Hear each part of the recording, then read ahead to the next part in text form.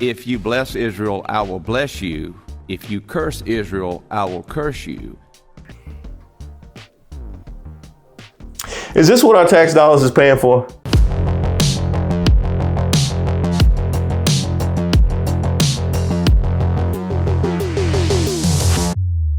As some of you know, I'm an alumnus of Columbia University, which has been in the news lately, hitting a crescendo on April 18th when Columbia President Minouche Shafik wrote the NYPD regarding a group of students who the day before had established a Gaza Solidarity Encampment in protest of Israel's operation in Gaza and Columbia's investments in companies allegedly profiting from the war. Now, the Israeli assault on Gaza, which was launched in response to Hamas's October 7, 2023 terrorist attack, has killed thousands of civilians and created a humanitarian crisis. Shafik accused the Columbia students of trespassing on their own campus. She requested the, quote, NYPD's help to remove these individuals as they were not authorized to protest on the lawn and posed what she called a clear and present danger. Now, there's a whole lot to unpack here. For one, the idea of students trespassing on their own campus, a place that their parents are paying upwards of $60,000 for them to be. There's the issue of the First Amendment, where right-wing mega donors have ensured that people had to deal with Ben Shapiro and Milo Yiannopoulos appearing on their campus and just swallow it because it was free speech.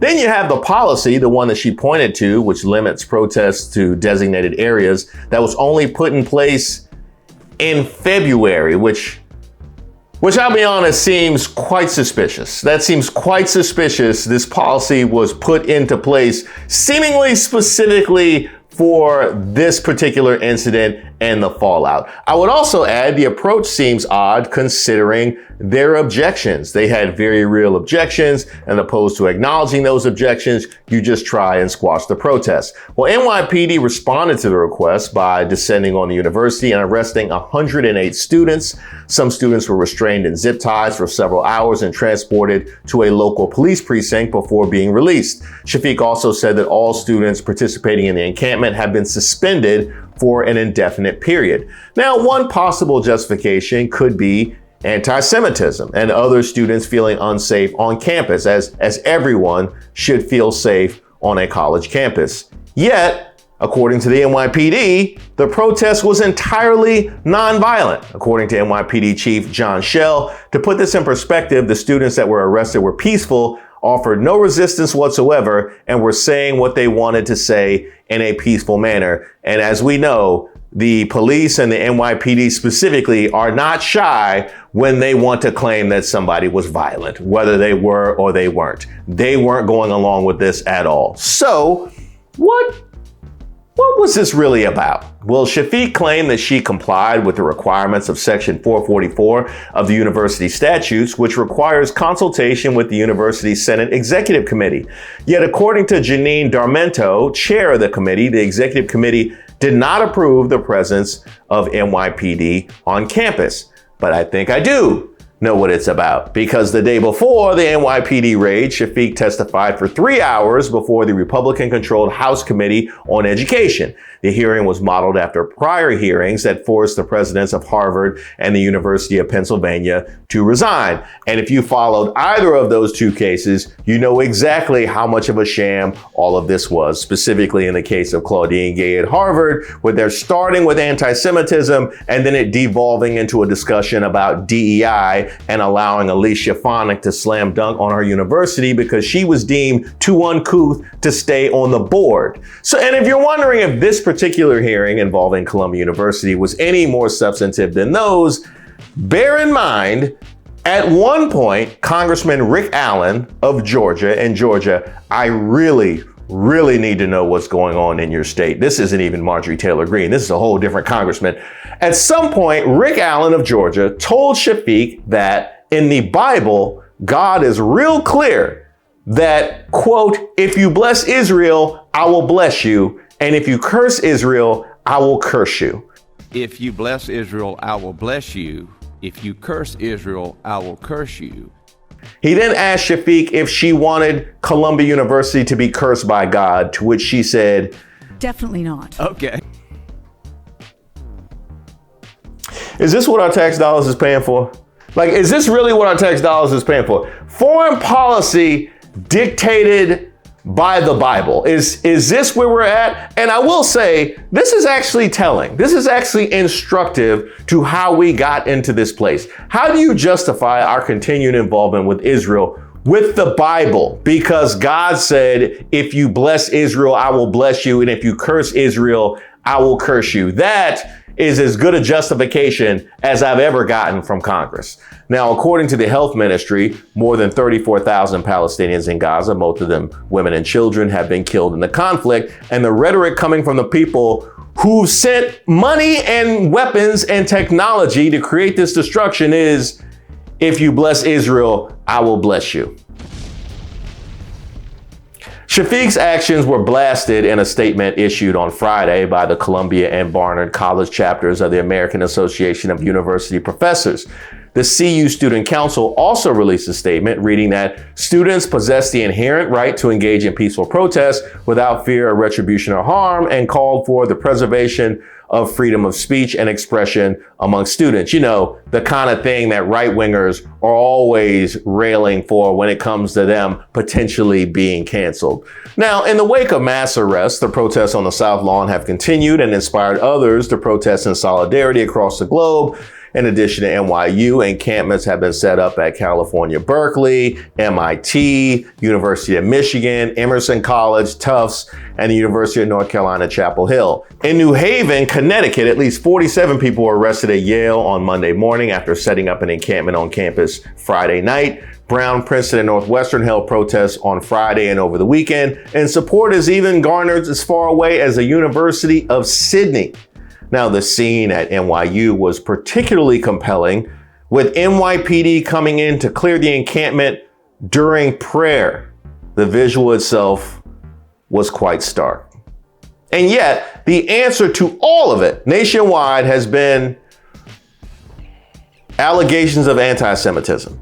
There you have it. Even President Biden got in on the act. On Sunday, the White House released a statement in response to the protests at Columbia denouncing calls for violence and physical intimidation targeting Jewish students, which I'll say was a bit weird considering the NYPD statement. They specifically said that nobody they arrested was violent. Some media outlets are interpreting as a response to this video in which two unidentified men promised more terrorist attacks against Israel. Never forget the 7th of October. Never forget the 7th of October. Now, according to the individual who posted the video, the incident did not occur on Columbia's campus, and there's no evidence that Columbia students were involved in any way. Immediately after this statement was put out, the hashtag Charlottesville was trending, with people juxtaposing Biden's reaction to Trump's reaction in Charlottesville. But there's one very specific stark difference I would like to note. Whereas in Charlottesville, Trump was defending the actions of the protesters, that being his base and making sure they knew that he was going to protect them.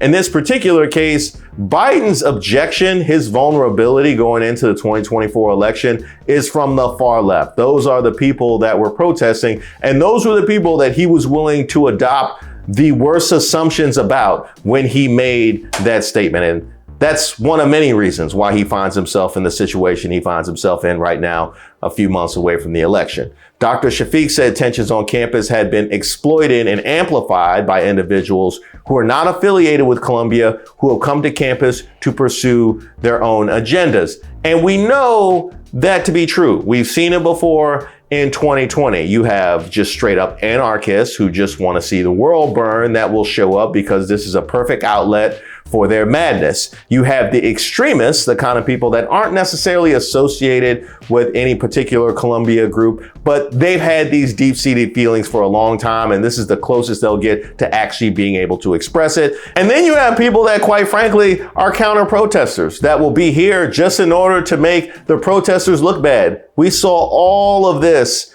in 2020 when we were in the streets marching for Black lives. But what I will say to Dr. Shafik, I totally agree that the tensions have been exploited and amplified by individuals that are not affiliated with Columbia. But why didn't you take that to heart before you called the NYPD to start arresting folks and start suspending people for indefinite periods of time? You're not taking your own words to heart. Even so, I can't dispute the feelings of Jewish students who feel unsafe on campus any more than somebody could dispute my feelings. But I also cannot dispute how much the clear purpose of the protests has been repeatedly swept aside and ignored for the more convenient target of stamping out anti-Semitism. They've made clear their objection to U.S. foreign policy and war profiteering on the part of the universities, and there's nothing anti-Semitic about that. For years, we could never have a nuanced discussion about Israel and Palestine without accusations of anti-Semitism drowning out any criticism of Israeli action, because apparently it was anti-Semitic to disagree with Benjamin Netanyahu. Maybe Rick Allen can find that passage in the Bible. Well, that's not working anymore, and clearly we're not prepared to handle that any more than Congressman Rick Allen. Columbia, by the way, has been here before. In 1968, massive student demonstrations over the university's ties to the Vietnam War and its plans to build a segregated school gym on public land also led to hundreds of arrests. In the end, administrators ended the school's relationship with a war-connected think tank, but the upheaval soured Columbia's relationship with many rich donors, crippling the university's finances. Now, that's a little odd. You know, one might think the relation to the think tank or the segregated gym might cause donors to back off, but no, it was the objection to it that caused them to back off, which quite frankly is both disgraceful and damning of us as a society. Now, if I told you there was already financial fallout for Columbia University for the most recent protest, then what would you guess the reason for that would be? Go ahead and rack your brain. What would you guess the reason for the current financial fallout? Quote, "I am deeply saddened at the virulent hate that continues to grow on campus and throughout our country. I am no longer confident that Columbia can protect its students and staff, and I'm not comfortable supporting the university until corrective action is taken." That was New England Patriots owner Robert Kraft, former student and supporter, announcing his decision to pull that financial support. In October, former U.S. Ambassador John Huntsman pledged to stop giving money to the University of Pennsylvania, where he was once a student and where his family has been prominent donors for years. Shortly thereafter, billionaire hedge fund founder Leon Cooperman, a Columbia graduate, said he would no longer give money to the university. Yet no donors have stopped giving money to protest Israel's operations in Gaza or Columbia's investments in companies allegedly profiteering from the war. And that's how we got here.